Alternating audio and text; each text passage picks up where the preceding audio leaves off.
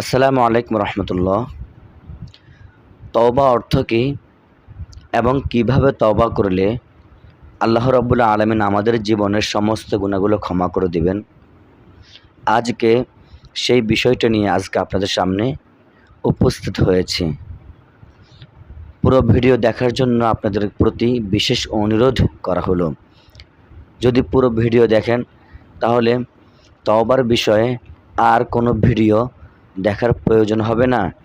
একদম সহজভাবে আপনাদের সামনে আলোচনা করেছি। প্রিয় দর্শক, তওবা শব্দের অর্থ হচ্ছে ফিরে আসা, অর্থাৎ গুনাহ থেকে, পাপ থেকে ফিরে আসার নাম হলো তওবা। যে ব্যক্তি তওবা করবে, আল্লাহ রাব্বুল আলামিন তার অতীতের সকল গুনাহগুলো, পাপগুলো, অন্যায়গুলো ক্ষমা করে দিবেন। সুবহানাল্লাহ। এখন আমরা জানব তওবার বিষয়ে আল্লাহ রাব্বুল আলামিন কোরআনে কি বলেছেন। আল্লাহ রাব্বুল আলামিন কোরআনে বলেন, ইয়া আইয়ুহাল্লাযীনা আমানু তুবু ইলাল্লাহি তাওবাতান নাসুহা। ইয়া আইয়ুহাল্লাযীনা, হে ইমানদারগণ, তুবু ইলাল্লাহ, তোমরা ফিরে আসো, তওবা করো আল্লাহর কাছে। তাওবাতান নাসুহা, খালেস দিলে, অন্তরটাকে পরিষ্কার করে একদম খালেসভাবে তওবা করো। তো আমরা এতে কি জানলাম? যে আল্লাহ রাব্বুল আলামিন বলতেছেন, হে ইমানদারগণ, কাকে বলতেছেন? আমাদেরকে বলতেছেন। যেহেতু আমরা ঈমান এনেছি, আমাদেরকে বলতেছেন তোমরা খালেস দিলে তওবা করো। হে ইমানদারগণ, খালেস দিলে কিভাবে তওবা করতে হয় চলুন আমরা সেটাও জেনে নেই। খালেস দিলে দোয়া করতে হবে এমনভাবে, আপনার মনটাকে এমনভাবে প্রস্তুতি নেবেন যাতে করে যে অন্যায়ের জন্য, যে পাপ কাজের জন্য আপনি তওবা করতেছেন, সে পাপ কাজ জীবনেও আপনি করবেন না। এরকম সংকল্প করে, তীব্র প্রতিজ্ঞা করে আপনি তওবার দিকে অগ্রসর হতে হবে।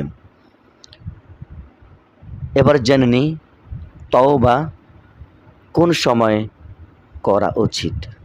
প্রিয় দর্শক, আল্লাহর কাছে ক্ষমা চাইতে, মাফ চাইতে, তওবা করতে নির্ধারিত কোনো সময় আল্লাহ বলে দেন নাই যে অমুক সময় বলতে হবে। যে কোনো সময় আপনি তওবা করতে পারেন। তবে কিছু সময় রয়েছে যে সময়গুলোতে আপনি যদি তওবা করেন তাহলে আল্লাহ রাব্বুল আলামিন সাথে সাথে অ্যাকসেপ্ট করে নেয়। একটু লেটও হতে পারে। এখন আমরা জানব সেই সময়টি কোন সময়ে। প্রিয় বন্ধুরা, প্রিয় মা বোনেরা, যারা ভিডিওটি দেখছেন, যদি নতুন দর্শক হয়ে থাকেন লাইক করবেন, চ্যানেলটি সাবস্ক্রাইব করে দিন। সেই সময়টি হচ্ছে যখন গভীর রজনীতে, অর্থাৎ গভীর রাত, আপনি উঠবেন, উঠে 2 রাকাত বা 4 রাকাত তাহাজ্জুদের নামাজ 2 রাকাত বা 4 রাকাত আপনি পড়বেন। গভীর রজনী বলতে, গভীর রাত বলতে কোন সময়? সেই সময়টি হলো 1টার পর। অর্থাৎ এই যে সবচেয়ে গভীর হলো 3টা থেকে 2:30 থেকে 3:30টার মধ্যে, অথবা 3টার পর থেকে ফজরের নামাজের আজানের আগে যে মুহূর্ত, এটা হলো গভীর রজনী। এই গভীর রজনীতে আপনি 2 বা 4 রাকাত তাহাজ্জুদ নামাজ পড়ে আপনি কি করবেন? একটু জিকির আজকার করবেন। জিকির করবেন সুবহানাল্লাহ, আলহামদুলিল্লাহ, ওয়ালা ইলাহা ইল্লাল্লাহু, আল্লাহু আকবার, আস্তাগফিরুল্লাহ, আস্তাগফিরুল্লাহ, আস্তাগফিরুল্লাহ। ইস্তিগফার পড়বেন, বেশি বেশি করে ইস্তিগফার পড়বেন। এরপরে দুরূদ শরীফ পড়বেন। যে দুরূদ শরীফটি আমরা প্রত্যেক নামাজের বৈঠকের মধ্যে পড়ে থাকি। এই দুরূদ শরীফটি পড়ে আপনি 2 হাত তুলে মোনাজাত দিবেন। এরপরে আল্লাহর গুণবাচক নাম ধরে ডাকবেন, হে রব, হে প্রতিপালক, হে আহকামুল হাকিমিন, হে পরওয়ারদিগার, হে দুনিয়ার মালিক, আপনি ছাড়া আমার আর কেউ নেই, আপনি আমার সব কিছু। আল্লাহর কিছু গুণগান গেয়ে আল্লাহর কাছে খাস দিলে তওবা করবেন, হে আল্লাহ, আমি অমুক তমুক গুনাহ করেছি। আপনি কি গুনাহ করেছেন সেগুলো আল্লাহর কাছে বলবেন, যেহেতু শুধু একমাত্র আল্লাহ আর আপনি ছাড়া আর কেউ কথাগুলো শুনতেছে না, আপনার আশেপাশে কেউ নেই। একদম নির্ভয় নির্দ্বিধায় আল্লাহর কাছে বলে ফেলবেন আপনার গুনাহগুলোর কথা। আপনি যেসব গুনাহ করেছেন এগুলো আল্লাহর কাছে বলবেন, বলে অনুতপ্ত হয়ে গড় গড় করে চোখের পানি ছেড়ে আল্লাহর কাছে তওবা করবেন, আল্লাহ গো, আমি আর জীবনে এসব গুনাহ করব না, আমি এই ধরনের পাপ করব না। আল্লাহ, আপনি আমাকে মাফ করে দেন, আপনি আমাকে ক্ষমা করে দেন। কান্না করতে হবে, কান্না না আসলে কান্নার ভান ধরতে হবে।